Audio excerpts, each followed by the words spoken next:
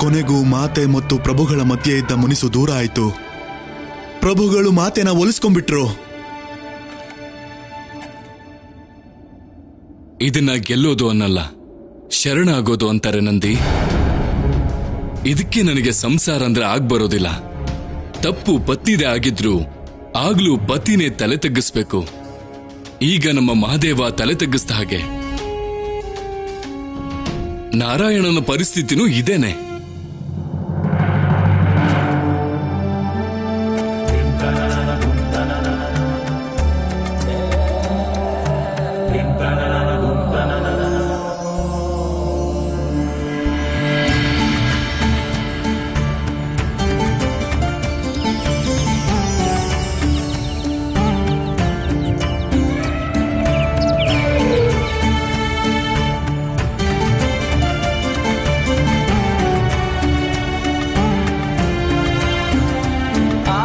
ಶಂಭೋ ಶಂಕರ ಮಹಾದೇವನಿಗೆ ಹರ ಹರ ಮಹಾದೇವ, ಹರ ಹರ ಮಹಾದೇವ, ಶಂಕರ ಮಹಾದೇವನಿಗೆ ಹರ ಹರ ಮಹಾದೇವ, ಹರ ಹರ ಮಹಾದೇವ.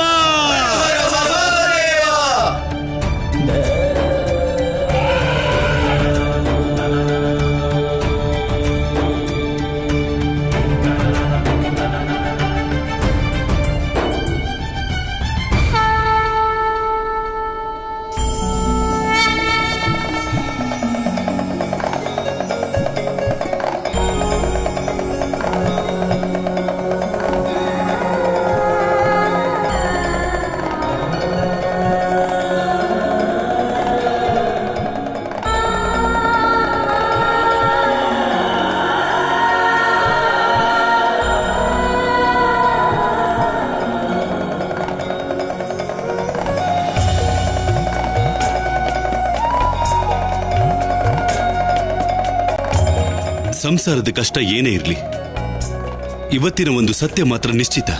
ಏನದು? ಮಹಾದೇವನ ಢಮರುಗದ ಧ್ವನಿ ಇವತ್ತು ಕೈಲಾಸದಲ್ಲಿ. ಇದು ಶಿವಶಕ್ತಿಯ ಮಹಾಮಿಲನದ ಸಂಕೇತ. ನಾರದ ಮುನಿಗಳ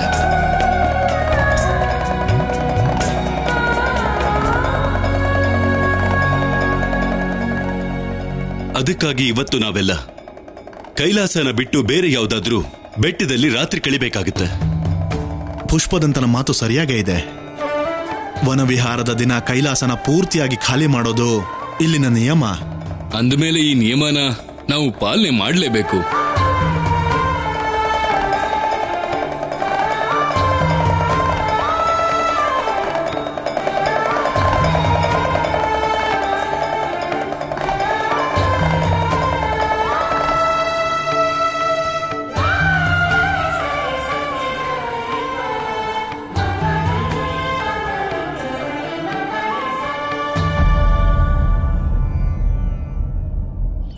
ನನ್ನ ಪ್ರಭುಗೆ ಅವಮಾನ ಆಗಿದೆ. ಭವನ ನಿರ್ಮಾಣ ಮಾಡೋಕೆ ಕೈಲಾಸ ಪೂರ್ತಿ ಖಾಲಿ ಆಗಬೇಕು. ಖಾಲಿ ಮಾಡಿಸಿದ್ರಾಯ್ತು. ಮಹಾದೇವ, ನೀವು ಈ ಕೈಲಾಸ ಬಿಟ್ಟು ಬೇರೆ ಕಡೆ ಹೋಗ್ಬೇಕಾಗತ್ತೆ. ನಾವು ಹೋಗ್ಲೇಬೇಕು ಭೃಂಗಿ. ಏನು ನಾರದ ಮುನಿಗಳೇ, ನೀವು ಇಲ್ಲಿ? ನನಗೇನನ್ಸುತ್ತೆ ಅಂದ್ರೆ ನಿಮ್ಗಿನ್ನು ಕೋಪ ಕಡಿಮೆ ಆಗಿಲ್ಲ.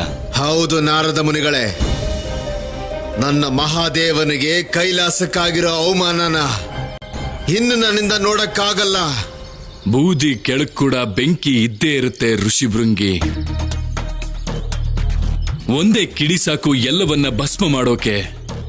ಆದ್ರೆ ಸುಡೋದ್ ಯಾರನ್ನ? ಯಾರಾದ್ರೂ ಶತ್ರುಗಳಿದ್ರೆ ತಾನೆ. ಆದ್ರೆ ಇಲ್ಲಿರೋದು ಶಿವ ಮತ್ತೆ ಪಾರ್ವತಿ ಇಬ್ರೆ. ಅವರಿಬ್ರು ಜೊತೆಗಿದ್ದಾರೆ. ಇಬ್ರನ್ನು ದೂರ ಮಾಡೋದು ಅಸಂಭವ.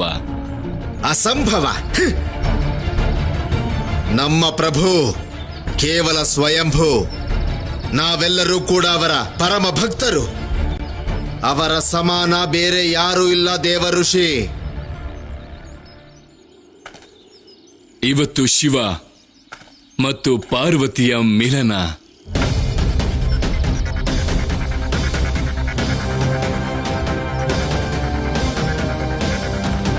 ಮಿಲನೋತ್ಸವ.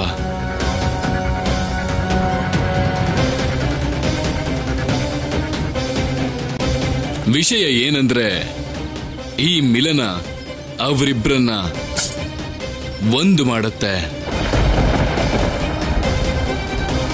ಅವರಿಬ್ರು ಸಮಾನ ರೂಪದಲ್ಲಿ ಶಕ್ತಿಶಾಲಿಗಳಾಗ್ತಾರೆ. ಇಲ್ಲ ದೇವಋಷಿ, ಅವರಿಬ್ರು ಒಂದೇ ಆಗೋದಕ್ಕೆ ಸಾಧ್ಯ ಇಲ್ಲ.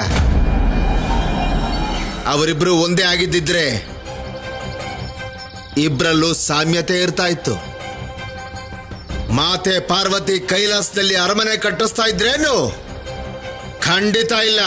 ಯೋಚನೆ ಮಾಡಿ, ಮಾತೆ ಪಾರ್ವತಿ ಈಗೇನಾದ್ರೂ ಉಪಾಯವನ್ನ ಮಾಡಿ ಮಿಲನ ಸ್ವರೂಪದಿಂದ ಅವರಿಗೆ ಸಂತಾನ ಪ್ರಾಪ್ತಿಯಾದ್ರೆ ಆಗ ಏನ್ ಮಾಡ್ತೀರಾ? ಆಗ ಆ ಏಕ ಆಕಾರ ಸ್ವರೂಪನ ನಾನು ಕತ್ತರಿಸಾಕ್ತೀನಿ. ಕತ್ತರಿಸಿ ನನ್ನ ಮಹಾದೇವನ್ನ ಬೇರೆ ಮಾಡ್ತೀನಿ. ಆದ್ರೆ ಮಾತೆ ಪಾರ್ವತಿನ ನಾನು ಪೂಜ್ಯ ಅಂತ ಒಪ್ಕೊಳ್ಳೋದೇ ಇಲ್ಲ. ಯಾವತ್ತೂ ಒಪ್ಕೊಳ್ಳೋದಿಲ್ಲ.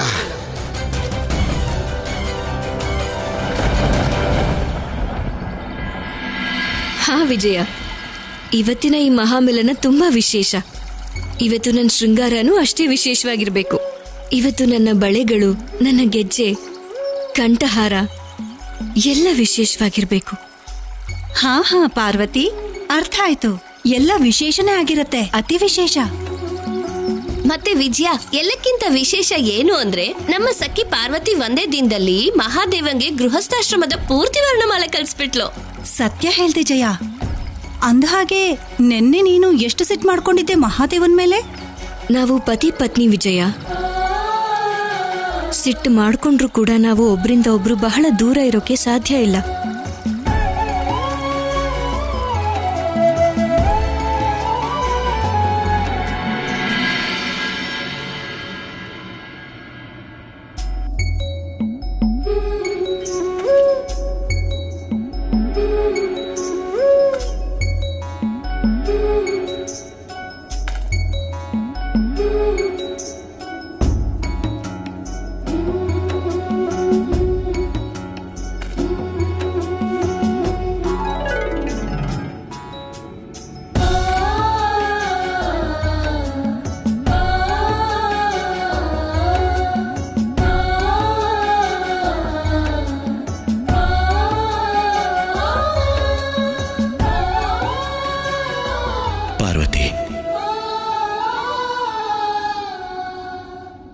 ಇವತ್ತಿನ ರಾತ್ರಿ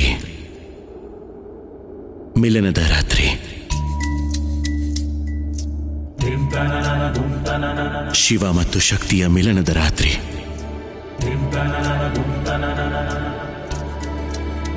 ಸಾನ್ನಿಧ್ಯದ ಅರ್ಥವನ್ನ ತಿಳ್ಕೊಳ್ಳುವಂತಹ ರಾತ್ರಿ.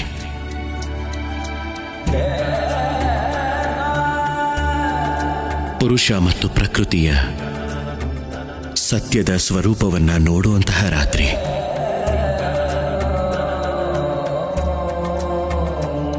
ಪಾರ್ವತಿ, ಇವತ್ತು ನಮ್ಮ ಪ್ರೀತಿಯ ಅಸ್ತಿತ್ವದ ರಹಸ್ಯವನ್ನ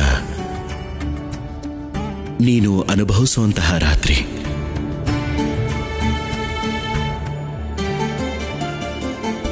ಅಸ್ತಿತ್ವದ ರಹಸ್ಯನ? ಹೌದು ಪಾರ್ವತಿ. ಪ್ರತಿ ರೂಪದಲ್ಲೂ ನಾವು ಮತ್ತೆ ಮತ್ತೆ ಸೇರ್ತಾನೆ ಇದ್ದೀವಿ, ಆದರೆ ಮತ್ತೆ ಮತ್ತೆ ದೂರನೂ ಆಗ್ತಿದ್ದೀವಿ. ಆದರೆ ಇವತ್ತು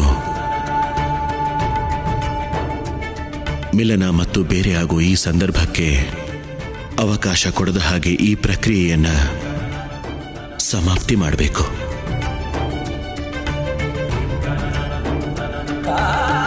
ಇವತ್ತು ನೀನು ಈ ಪ್ರಕ್ರಿಯೆಯನ್ನು ದಾಟಿ ಸತ್ಯದ ಅರ್ಥದಲ್ಲಿ ನನ್ನನ್ನು ಪಡ್ಕೋತೀಯ.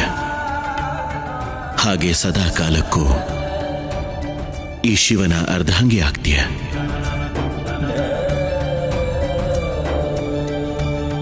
ಇವತ್ತು ನಿನ್ನ ಪರಿಚಯ ನಿನ್ನ ಸ್ವರೂಪದ ಜೊತೆಗೆ ಆಗತ್ತೆ. ಸ್ವರೂಪದ ಪರಿಚಯನಾ? ಹೌದು ಪಾರ್ವತಿ.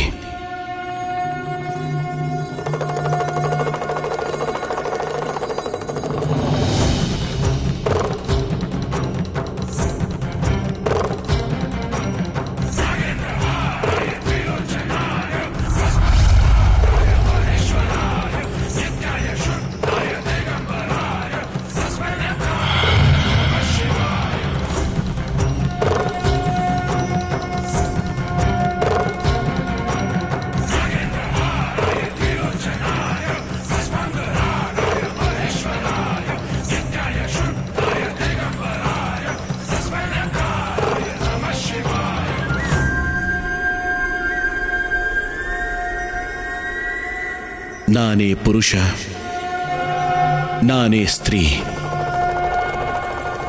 ಮಾತಾಪಿತಾ, ಪತಿ ಪತ್ನಿ, ಬಾಲಕ ಬಾಲಕಿ,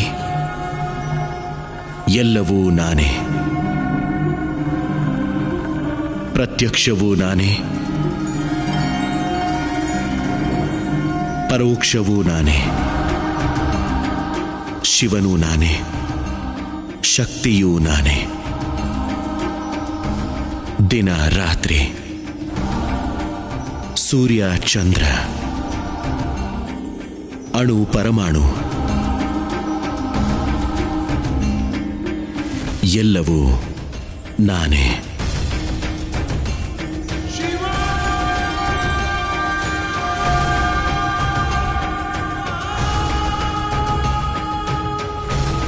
ಸೃಷ್ಟಿಯೂ ನಾನೇ, ಸಂಹಾರವೂ ನಾನೇ. ಎಲ್ಲ ಪಂಚತತ್ವಗಳಲ್ಲೂ ನಾನೇ ಇದ್ದೀನಿ ಪಾರ್ವತಿ.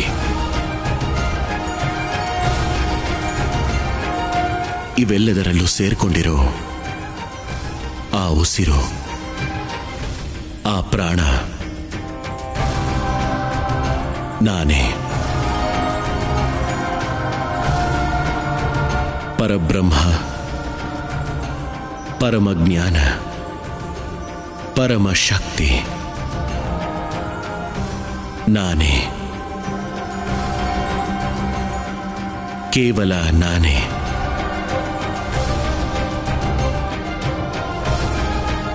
ಏಕೋ ಅಹಂ ದ್ವಿತೀಯ ನಾಸ್ತಿ.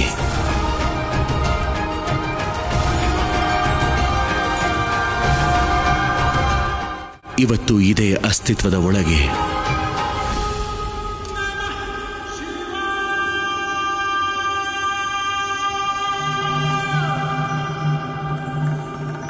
ನೀನು ಸೇರ್ಕೋಬೇಕು ಪಾರ್ವತಿ.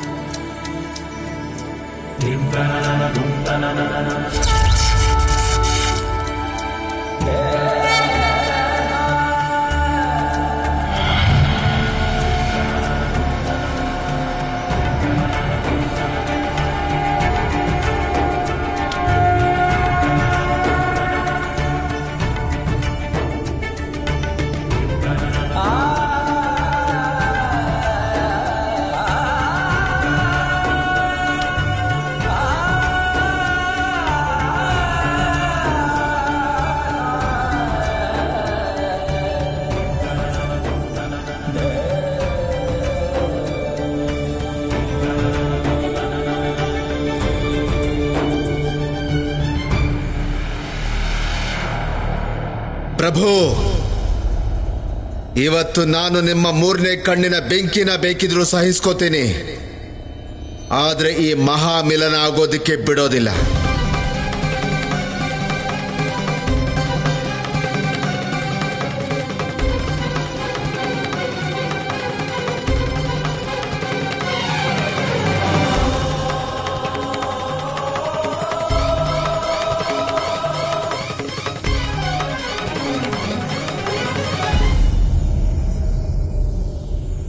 ನಿನ್ನ ನಿರೀಕ್ಷೆ ಸಮಾಪ್ತಿಯಾಯಿತು ಪಾರ್ವತಿ. ಈಗ ಸಮಯ ಯಾತ್ರೆಯ ಅಂತಿಮ ಹಂತದ್ದು. ಶಿವಶಕ್ತಿಯು ಒಂದೇ ಆಕಾರ ಆಗೋ ಸಮಯ. ನೀನು ಹೆದರೋ ಅವಶ್ಯಕತೆ ಇಲ್ಲ ಪಾರ್ವತಿ.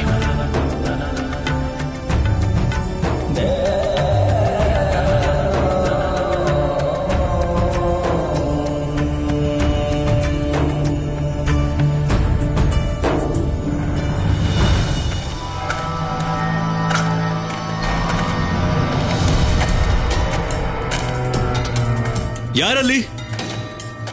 ಯಾರು? ಋಷಿ ಭೃಂಗಿ ಎಲ್ಲಿ?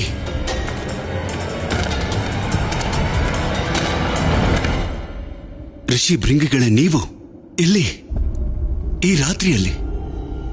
ಇವತ್ತು ಮಹಾದೇವನ ಮಹಾಮಿಲನದ ರಾತ್ರಿ, ಹಾಗಾಗಿ ಇಲ್ಲಿ ಯಾರಿಗೂ ಪ್ರವೇಶ ಇಲ್ಲ. ಉಳಿಸ್ಕೋಬೇಕು ನಮ್ಮ ಕೈಲಾಸನ. ಬದಲಾಗೋದ್ರಿಂದ ಉಳಿಸ್ಕೋಬೇಕು ಪುಷ್ಪದಂತ. ಈ ಮಹಾಮಿಲನನ ತಡಿಲೇಬೇಕು. ಋಷಿ ಭೃಂಗಿ ಹೋಗಿ ಇಲ್ಲಿಂದ. ನನ್ನ ಹೋಗಕ್ ಹೇಳ್ತಾ ಇದೀಯಾ? ನೀನು ನನ್ನ ಹೋಗಕ್ ಹೇಳ್ತಾ ಇದೀಯಾ? ಬಾಯ್ ಬಾಯ್ ಬಡ್ಕೊಂಡು ಹೇಳ್ತಾ ಇದ್ದೀನಿ, ಎಲ್ಲ ಹಾಳಾಗಿ ಹೋಗ್ಬಿಡುತ್ತೆ, ಎಲ್ಲ ಬದಲಾಗಿ ಹೋಗುತ್ತೆ. ನನ್ನ ಕ್ಷಮಿಸಿ ಋಷಿವರ್ಯ. ಇದರಿಂದ ಮುಂದೆ ನೀವೀಗ ನನ್ನ ಶವದ ಮೇಲೆ ನಡ್ಕೊಂಡು ಹೋಗ್ಬೇಕು. ಪುಷ್ಪದಂತ, ನಾನು ಹೋಗೋದನ್ನ ಯಾರಿಂದನೂ ತಡೆಯಕ್ ಸಾಧ್ಯ ಇಲ್ಲ. ಸ್ವಯಂ ಮಹಾದೇವನಿಗೂ ಕೂಡ ಸಾಧ್ಯ ಇಲ್ಲ.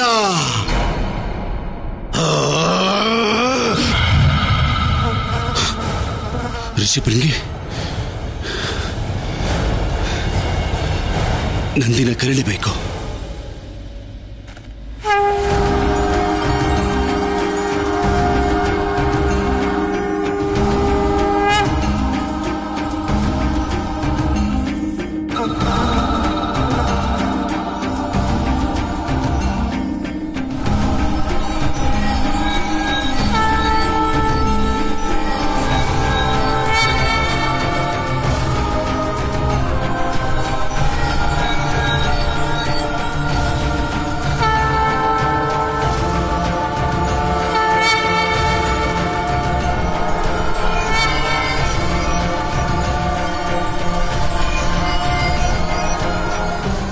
ಇವತ್ತು ನಾನು ಈ ಮಹಾಮಿಲನ ಆಗೋದಿಕ್ಕೆ ಬಿಡೋದಿಲ್ಲ.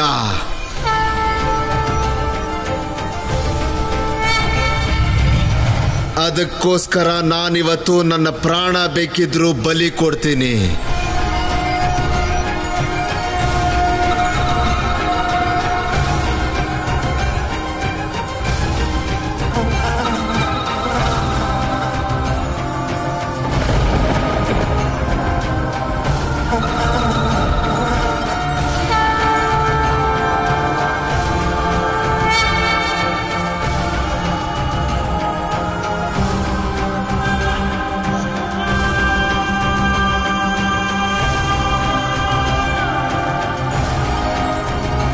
ಮಿಲನ ಆಗೋದಕ್ಕೆ ಬಿಡೋದಿಲ್ಲ, ಯಾವುದೇ ಕಾರಣಕ್ಕೂ ಬಿಡೋದಿಲ್ಲ.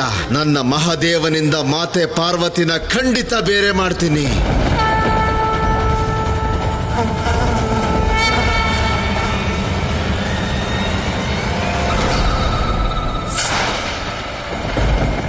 ಮಿಲನ ಆಗೋದಕ್ಕೆ ಬಿಡೋದಿಲ್ಲ, ಯಾವುದೇ ಕಾರಣಕ್ಕೂ ಬಿಡೋದಿಲ್ಲ. ನನ್ನ ಮಹಾದೇವನಿಂದ ಮಾತೆ ಪಾರ್ವತಿನ ಖಂಡಿತ ಬೇರೆ ಮಾಡ್ತೀನಿ.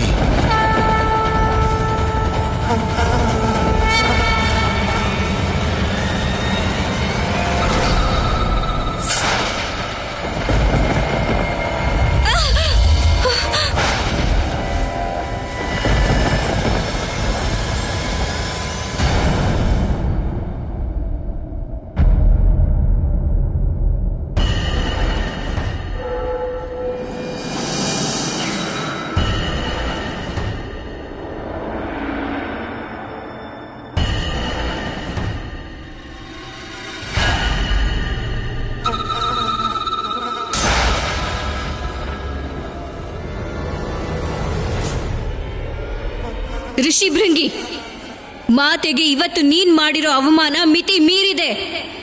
ನನ್ನ ಶಾಪದ ದಂಡನೆ ಸ್ವೀಕರಿಸೋಕೆ ಸಿದ್ಧನಾಗು.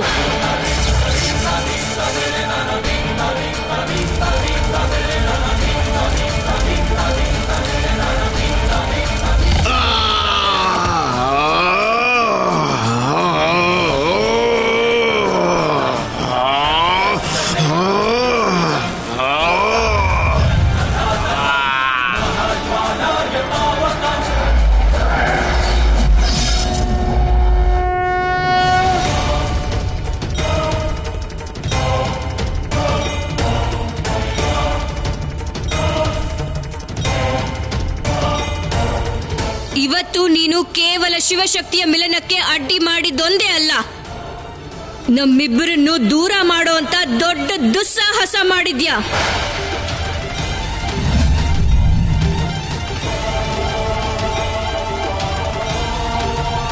ಸುಮ್ನಿರು ಪಾರ್ವತಿ. ನನ್ನ ತಡಿಬೇಡಿ ನೀವು.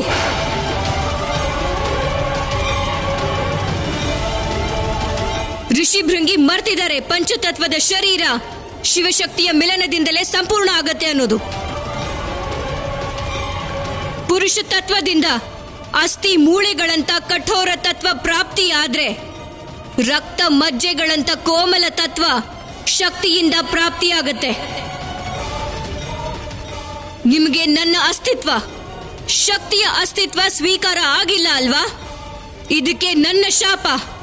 ನಿಮ್ಮ ಶರೀರದ ಕೋಮಲ ತತ್ವಗಳು ನಾಶ ಆಗಿದೆ.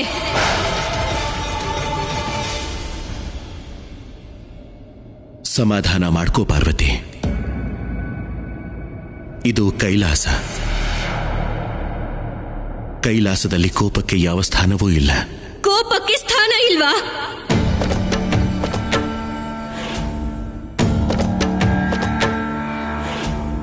ಹಾಗಾದ್ರೆ ಅಪರಾಧಕ್ಕೆ ಸ್ಥಾನ ಇದೆಯಾ?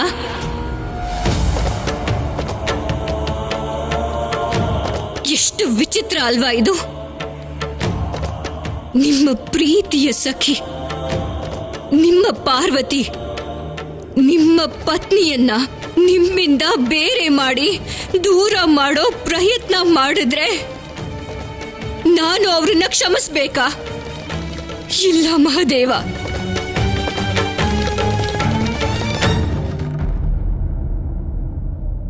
ಪಾರ್ವತಿ, ಭೃಂಗಿಯಿಂದ ತಪ್ಪಾಗಿದೆ. ಅವನನ್ನ ಕ್ಷಮಿಸ್ಬಿಡು. ಋಷಿ ಭೃಂಗಿ ಪತಿ ಪತ್ನಿಯ ಅಂತರಂಗದ ಮರ್ಯಾದೆಗೆ ಅವಮಾನ ಮಾಡಿದ್ದಾರೆ. ಅವರನ್ನ ಕ್ಷಮಿಸ್ಬೇಕಾ?